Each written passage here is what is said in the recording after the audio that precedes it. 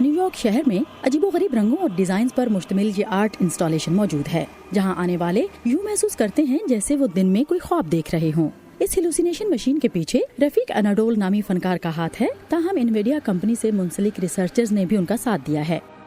میں science fiction سے بہت متاثر ہوں۔ میں مستقبل قریب میں ایک ایسے تجربے کے بارے میں سوچ رہا ہوں جہاں مصنوعی ذہانت اور نیورو سائنس باہم متصادم ہوگی اور مل کر نیو یارک کی 11 کروڑ سے زائد تصاویر ڈاؤن لوڈ کرنے کے قابل ہوں گی۔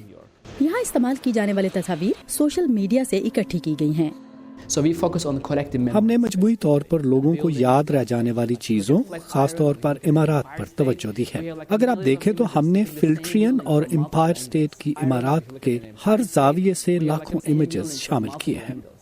ان تصویروں سے جو تاثر بنتا ہے اسے اناڈول مشین کا ذہن یا مصنوعی ذہانت قرار دیتے ہیں، لیکن وہ یہ جاننا چاہتے ہیں کہ آیا اس مشین میں واقعی کوئی سمجھ بوجھ موجود ہے۔ اب مشینیں سیکھ سکتی ہیں، لیکن کیا وہ خواب دیکھ سکتی ہیں؟